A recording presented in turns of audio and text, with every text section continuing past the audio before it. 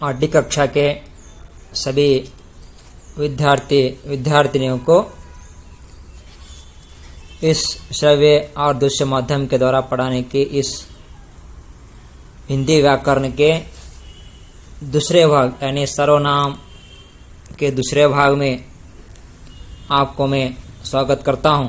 तो बच्चों, हमने पिछले अवधि में सर्वनाम के बारे में चर्चा करने के लिए उपस्थित हुए थे और सर्वनाम के बारे में थोड़ा सा जानकारी हमने हासिल भी की थी। आज इस दूसरे अवधि में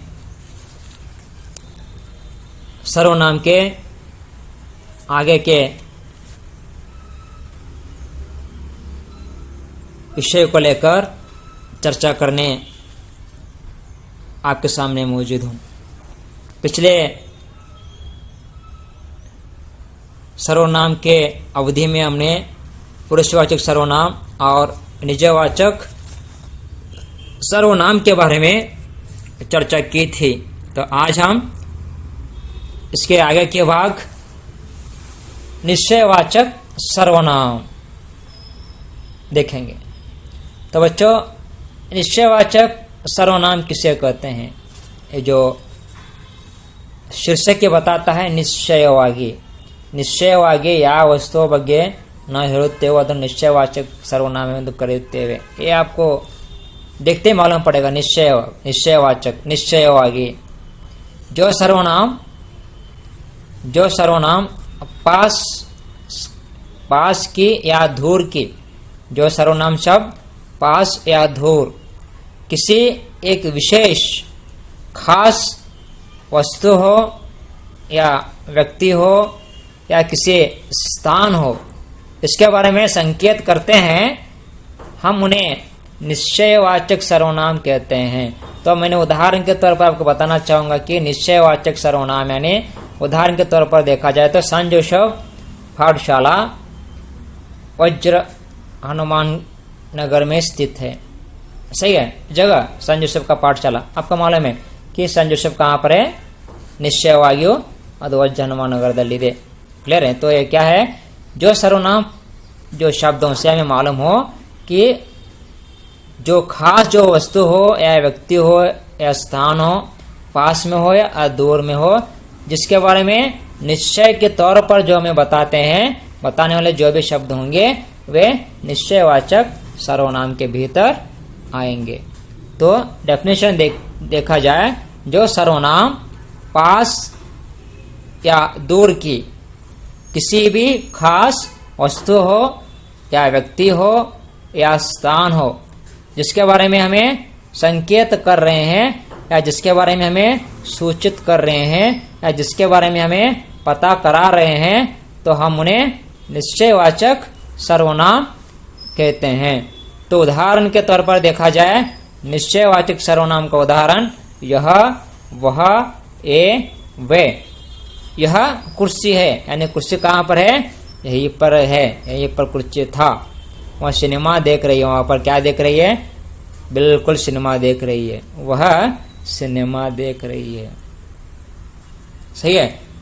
ನಿಶ್ಚಿತವಾಗಿರತಕ್ಕಂಥ ಸರ್ವನಾಮಗಳಿಗೆ ನಿಶ್ಚಯವಾಚಕ ಸರ್ವನಾಮವೆಂದು ಕರೆಯುತ್ತೇವೆ।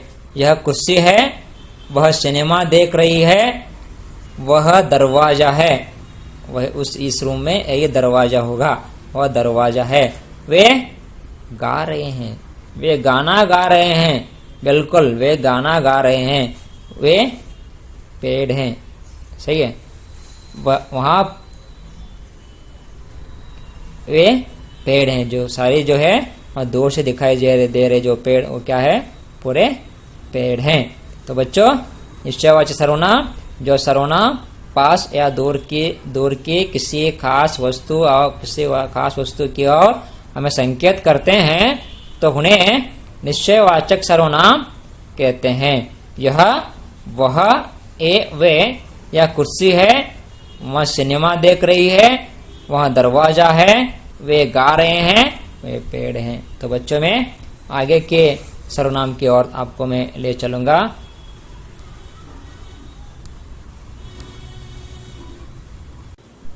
तो बच्चों में आपको आगे के सर्वनाम की ओर आपको ले चलूंगा। तो चौथा रहेगा अनिश्चयवाचक सर्वनाम।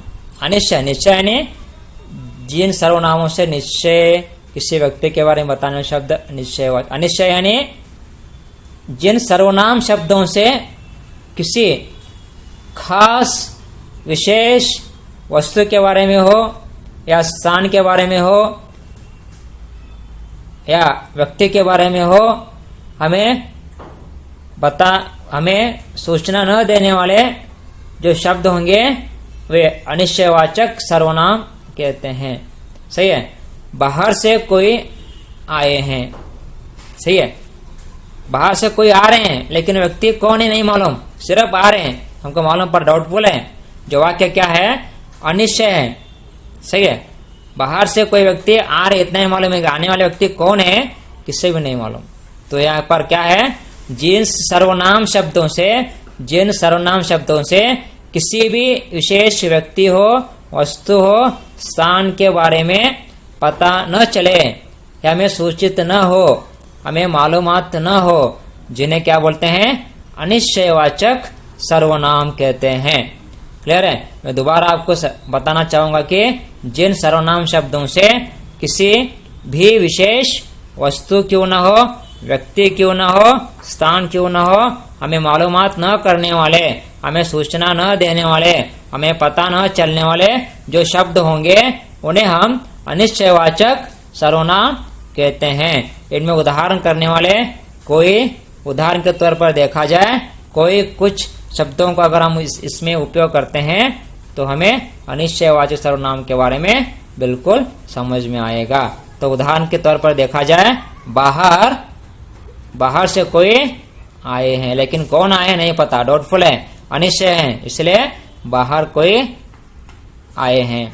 सड़क पर कोई लड़का खड़ा है, सड़क पर लड़का खड़ा है लेकिन कौन है नहीं पता। कोई लड़का खड़ा है, उसका नाम नहीं पता, लेकिन वो क्या है कौन है नहीं पता, सिर्फ क्या है कोई लड़का खड़ा हुआ है। मेज पर कुछ पुस्तकें हैं। मेज है, उसके ऊपर पुस्तक रखे गए हैं लेकिन पुस्तक किसके हैं, कौन से हैं नहीं पता। सही है, डाउटफुल है। मेज पर कुछ पुस्तकें हैं। कुछ लड़के क्रिकेट खेल रहे हैं। लड़के खेल रहे हैं, क्रिकेट खेल रहे हैं, लेकिन वो लड़के कौन है नहीं पता। सही है, अनिश्चयवाचक सर्वनाम। विश्वास करूंगा कि बच्चों आपको ये अनिश्चयवाचक सर्वनाम समझ में आ रहा होगा। जिन सर्वनाम से किसी विशेष वस्तु का बोध न हो उसे अनिश्चयवाचक सर्वनाम कहते हैं। आपके मोबाइल के पर्दे पर आपको पढ़ने को मिलेगा, देखने को मिलेगा। सही है, मैं आगे बढ़ूंगा 5वां प्रकार की तरफ, संबंधवाचक सर्वनाम। संबंध, एक दूसरे के प्रति जो संबंध बताने वाले जो शब्द होंगे, संबंधवाचक सर्वनाम। सही है, जो एक बात को दूसरी बात से जो संबंध बताने वाले जो शब्द होंगे, जो संबंध सूचित कराने वाले जो शब्द होंगे या संबंध प्रकट करते हैं, उन्हें क्या बोलते हैं? संबंधवाचक सर्वनाम कहते हैं। जो एक बात को दूसरे बात से संबंध प्रकट कराने वाले शब्दों को संबंधवाचक सर्वनाम, जैसे कि मैंने बताया, जो सो, ज्यों त्यों।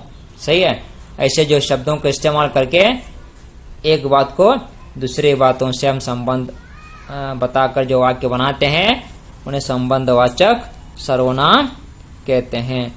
जो मेहनत करेगा वह खाएगा, जो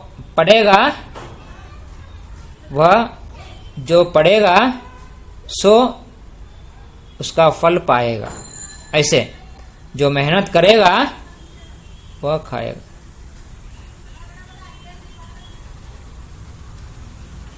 जो करेगा सो भुगतेगा। सही है, जो करेगा सो भुगतेगा, जो भोएगा सो पाएगा। ऐसे हम एक बात को दूसरे बात से संबंध लगाकर जो वाक्यों को रचना करते हैं उन्हें संबंधवाचक सर्वनाम कहते हैं।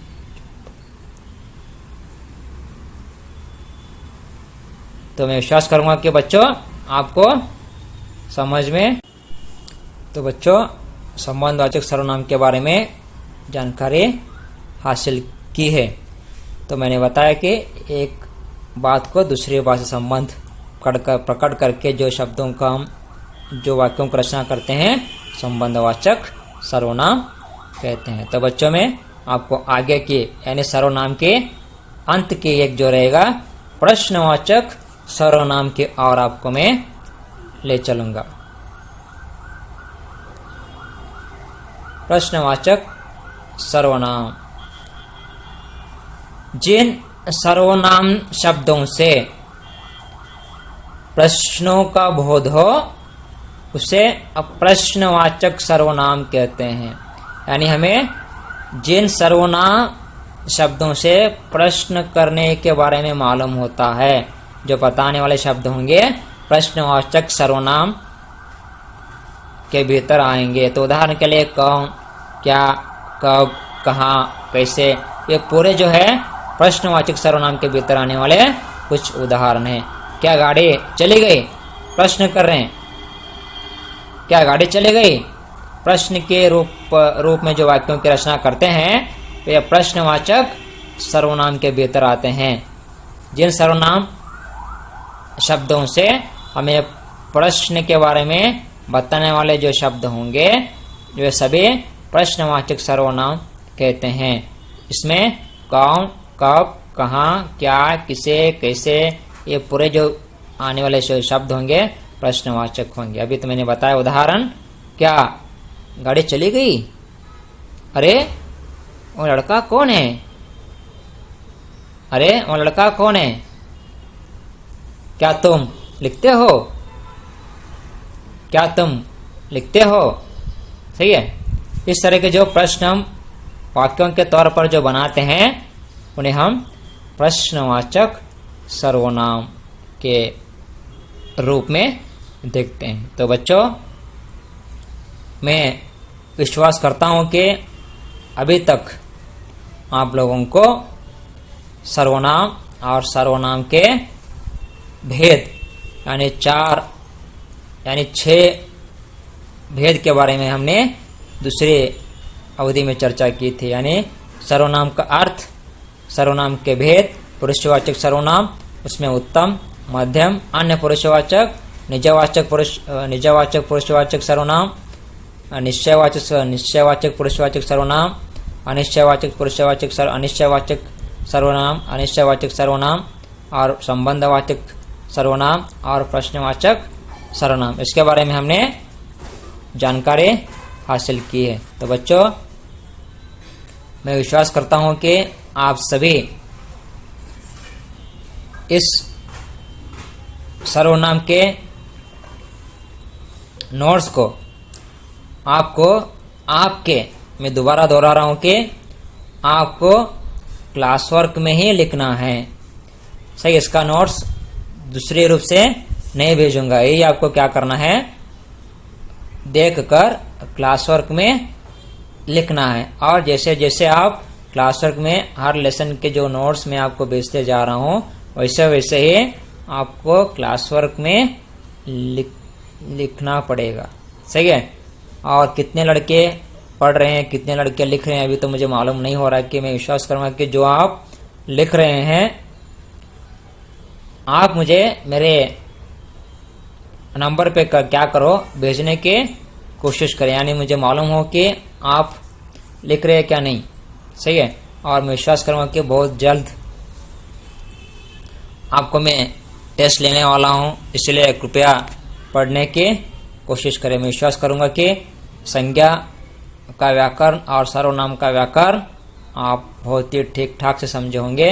अगर आपको ना समझ में है तो कृपया आप मुझे कॉल करके अपना डाउट को दूर कर सकते हैं। तो मैं यहाँ तक सर्वनाम के बारे में चर्चा करते हुए यहाँ पर मैं मेरी बातों को विराम देना चाहूँगा।